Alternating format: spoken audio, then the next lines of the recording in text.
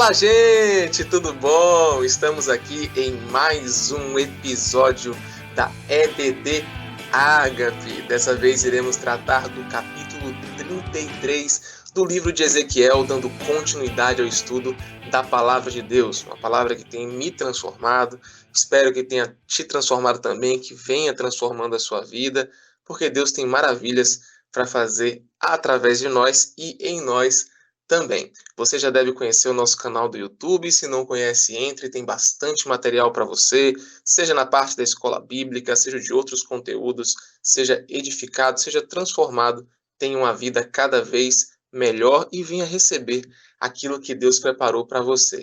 Que assim seja essa EBD também, que o Senhor possa nos abençoar e quem estiver se preparando, vá se acomodando, pegue a sua Bíblia para o seu estudo. Como está gravado, você pode pausar, você pode parar, pensar, meditar. E é muito importante que demos atenção àquilo que Deus investiu na nossa vida. Deus investiu através de vida de homens e através do braço do próprio Deus, que essa palavra pudesse chegar até nós hoje. Então, que sejamos gratos e que sejamos sábios, possamos conhecer a palavra de Deus e ver o quanto ela é maravilhosa e transformadora para as nossas vidas. Vamos orar então? Se prepare aí para conversar com o Espírito Santo de Deus, para fechar os nossos olhos ou deixar os olhos abertos, que seja da forma que você achar melhor, mas que a gente venha colocar o nosso coração à disposição de Deus agora, amém? Vamos lá. Senhor nosso Deus e nosso Pai, nós te agradecemos, Senhor. Eu quero te agradecer em especial porque o Senhor tem fortalecido a nossa vida, o Senhor tem sustentado a nossa vida, seja em momentos mais fáceis, seja em momentos difíceis, Pai, o Senhor tem nos dado força. Muito obrigado em nome de Jesus. Senhor, obrigado também pela palavra de Deus que o Senhor deu, ela para nós, para que a gente pudesse alimentar o nosso espírito, alimentar as nossas emoções, alimentar os nossos sentimentos. Como é bom saber que o Senhor se importa conosco. Como é bom saber que aquele que criou todas as coisas se importa com o homem. O salmista diria: o que é o homem para que o Senhor se importe? E a resposta que o Senhor deu foi entregar Jesus Cristo naquela cruz. Muito obrigado por se importar conosco. Ainda que uma mãe viesse a se esquecer do filho, diz o Senhor que o Senhor não se esqueceria do seu povo e que o Senhor tem guardado o teu povo na palma da tua mão. Obrigado, Senhor meu Deus. Obrigado pelo Espírito Santo. Obrigado, Espírito Santo. Porque o Senhor nos acompanha a cada dia, o Senhor nos acompanha a cada momento. Se nós deixarmos, o Senhor vai fazer a diferença em nós, porque eu sei que também depende da nossa escolha. E eu quero te agradecer por não desistir de nós, Senhor. Quero te agradecer, Espírito Santo, porque o Senhor ora por nós, que o Senhor intercede por nós com gemidos inexprimíveis. Obrigado por tanto amor, meu Deus. O amor do Pai, que criou todas as coisas, que criou a terra para que nós vivêssemos. O amor do Filho, que se entregou na cruz, que honrou ao Pai Deus e que nos amou de todas as formas. E o amor do Senhor Espírito Santo, que nos acompanha em nossas dificuldades, que fala ao nosso coração, que nos ajuda a decidir. Muito obrigado. Te peço em especial nesse momento que os nossos ouvidos estejam abertos, que nossos corações estejam abertos, que venha uma palavra do Senhor. Eu quero pedir a Ti, meu Deus, que não venha uma palavra da pessoa Breno, mas que venha uma palavra da pessoa de Deus. Ô Espírito Santo, prepara os nossos ouvidos e que, assim como o Senhor falou, que nós estivéssemos atentos ao que o Espírito diz, que nós possamos estar com os ouvidos atentos para receber do Teu amor e viver as maravilhas que o Senhor fez aqui na terra. Muito, muito, muito obrigado. Em nome de Jesus, eu oro pedindo para que cada um dos meus irmãos possam receber daquilo que o Senhor quer que eles recebam. Amém, amém e graças a Deus. Amém, gente. Vamos iniciar o estudo de Ezequiel 33 com a leitura da palavra de Deus. Ezequiel, capítulo 33. Esta palavra do Senhor veio a mim. Filho do homem, fale com os seus compatriotas e diga-lhes: quando eu trouxer a espada contra uma terra e o povo da terra escolher um homem para ser sentinela, e ele vir a espada vindo contra a terra e tocar a trombeta para advertir o povo. Então, se alguém ouvir a trombeta, mas não der atenção à advertência, e a espada vier e tirar a sua vida, ele será culpado de sua própria morte. Uma vez que ele ouviu o som da trombeta, mas não deu atenção à advertência, será culpado de sua própria morte. Se ele desse atenção à advertência, se livraria. Mas, se a sentinela vir chegar a espada e não tocar a trombeta para advertir o povo, e a espada vier e tirar a vida de um deles, aquele homem morrerá por causa de sua iniquidade. Mas considerarei a sentinela responsável pela morte daquele homem. Filho do homem, eu o fiz uma sentinela para a nação de Israel. Por isso, ouça a minha palavra e advirta-os em meu nome. Quando eu disser ao ímpio que é certo que ele morrerá, e você não falar para dissuadi-lo de seus caminhos, aquele ímpio morrerá por sua iniquidade, mas eu considerarei você responsável pela morte dele. Mas, se você de fato advertir o ímpio para que se desvie dos seus caminhos, e ele não se desviar, ele morrerá por sua iniquidade, mas você estará livre da sua responsabilidade. Filho do homem, diga à nação de Israel: é isto que vocês estão dizendo. Nossas ofensas e pecados são um peso sobre nós, e estamos desfalecendo por causa deles. Como então poderemos viver? Diga-lhes: juro pela minha vida, palavra do soberano Senhor, que não tenho prazer na morte dos ímpios. Antes, tenho prazer em que eles se desviem dos seus caminhos e vivam. Voltem-se dos seus maus caminhos. Por que iriam morrer, ó nação de Israel?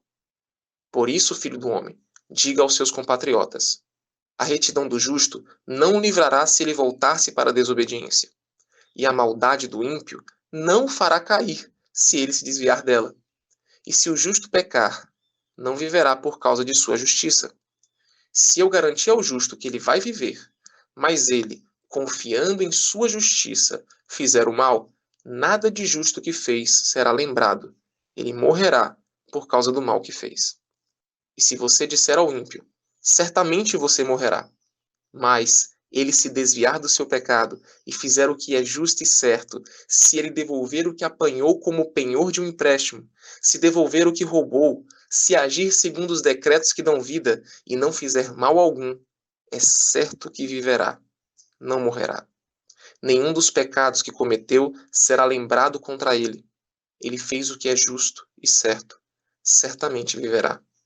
Contudo, seus compatriotas dizem: o caminho do Senhor não é justo, mas é o caminho deles que não é justo. Se um justo se afastar de sua justiça e fizer o mal, morrerá. E, se um ímpio se desviar de sua maldade e fizer o que é justo e certo, viverá por assim proceder. No entanto, ó nação de Israel, vocês dizem: o caminho do Senhor não é justo, mas eu julgarei cada um de acordo com seus próprios caminhos. No 5º dia do 10º mês do 12º ano do nosso exílio, um homem que havia escapado de Jerusalém veio a mim e disse: a cidade caiu! Ora, na tarde do dia anterior, a mão do Senhor esteve sobre mim, e ele abriu a minha boca antes de chegar aquele homem. Assim foi aberta a minha boca, e eu não me calei mais. Então me veio esta palavra do Senhor: filho do homem, o povo que vive naquelas ruínas em Israel está dizendo: Abraão era apenas um único homem e contudo possuiu a terra. Mas nós somos muitos. Com certeza receberemos a terra como propriedade. Então diga a eles: assim diz o soberano Senhor: uma vez que vocês comem carne com sangue, voltam-se para os seus ídolos e derramam sangue, deveriam possuir a terra? Vocês confiam na espada, cometem práticas repugnantes e cada um de vocês contamina a mulher do seu próximo. Deveriam possuir a terra? Diga isto a eles: assim diz o soberano Senhor: juro pela minha vida que os que restam nas ruínas cairão pela espada, e que entregarei os que estão no campo aos animais selvagens para serem devorados, e os que se abrigam em fortalezas e em cavernas morrerão de peste. Tornarei a terra um deserto abandonado. Darei fim ao poder que se orgulha, e tão arrasados estarão os montes de Israel que ninguém vai querer passar por lá. Eles saberão que eu sou o Senhor, quando eu tiver tornado a terra um deserto abandonado por causa de todas as práticas repugnantes que eles cometeram. Quanto a você, filho do homem, seus compatriotas estão conversando sobre você, junto aos muros e às portas das casas, dizendo uns aos outros: venham ouvir a mensagem que veio da parte do Senhor. O meu povo vem a você, como costuma fazer, e se assenta diante de você para ouvir as suas palavras, mas não as põe em prática. Com a boca, eles expressam devoção, mas o coração deles está ávido de ganhos injustos. De fato, para eles você não é nada mais do que alguém que entoa cânticos de amor com uma bela voz e que sabe tocar um instrumento, pois eles ouvem as suas palavras, mas não as põem em prática. Quando tudo isso acontecer, e certamente acontecerá, eles saberão que um profeta esteve no meio deles. Olha só que palavra, olha a quantidade, a riqueza de detalhes que nós temos na palavra de Deus.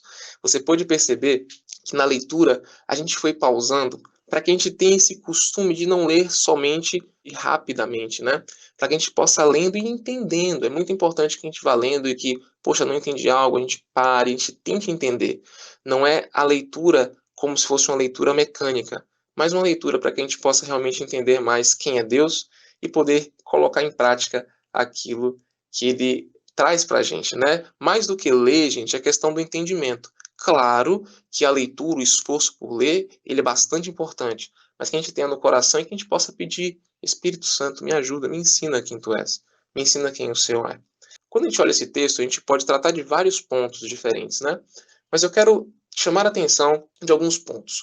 No verso 5 tem assim: se ele desse atenção, se livraria.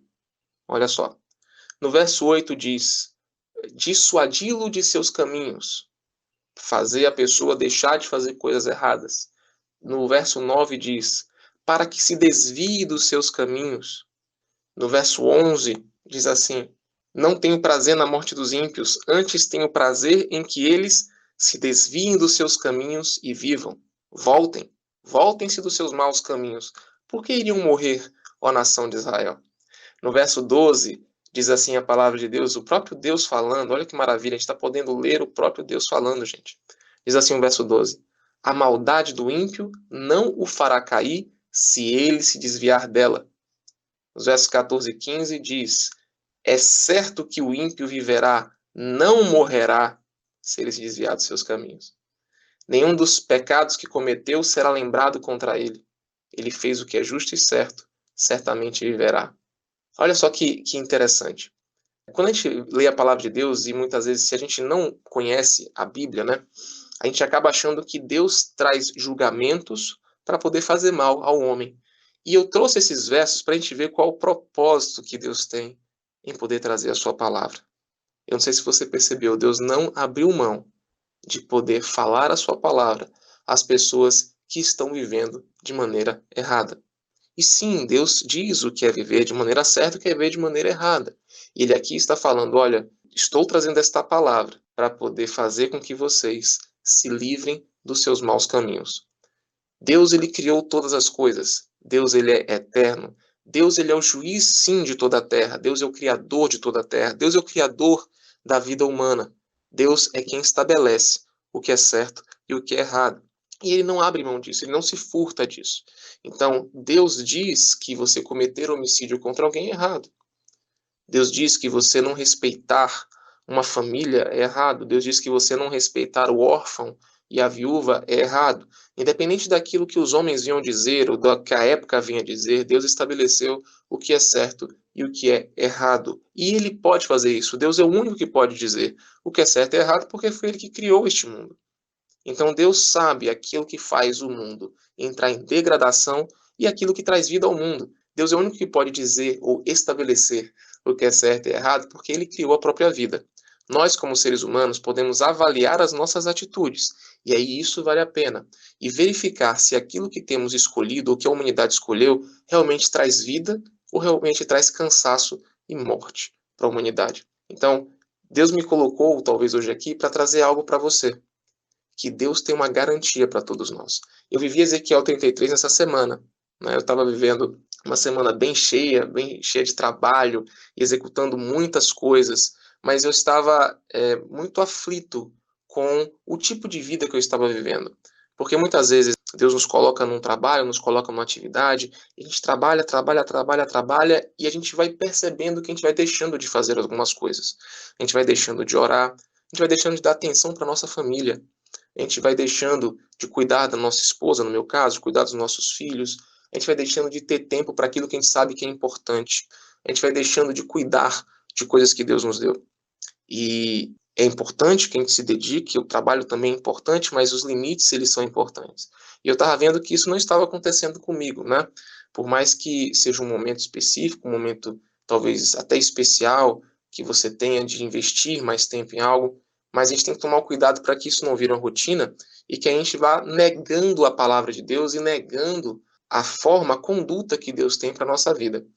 E aí eu parei, né? Observei os meus filhos, eu não estava mais comendo com os meus filhos, e falei, nossa, meu Deus, Ezequiel 33. Por que Ezequiel 33, gente?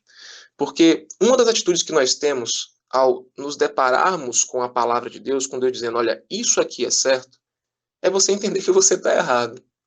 Depois que você entende que você não está naquilo que Deus falou que é certo, nós temos uma escolha. O diabo ele vai tentar fazer com que você entre em depressão e que você fale, olha, não tem jeito para mim. É isso mesmo e acabou. Mas Deus não. Deus ele faz uma garantia para a gente. E Deus dá uma garantia no verso 14 e 15. E eu quero ler isso de novo com você. Porque aí não é comentário, é palavra de Deus. É o que Deus falou. Algumas pessoas falam, mas eu não concordo. Tá, eu entendo que as pessoas têm opinião, mas a questão não é concordar ou não. Nós não concordamos que o planeta Terra existisse, a gente nem existia. Então, concordar ou não concordar com o que Deus falou, não muda o que Deus fala. Concordar ou não concordar com existir Breno na Terra, não faz com que Breno deixe de existir. Então, se você concorda ou não concorda que uma árvore existe, não vai fazer a árvore deixar de existir por causa disso. Então, a palavra de Deus, ela está muito acima das nossas opiniões ou do que a gente concorda ou não concorda. A palavra de Deus é. Deus é.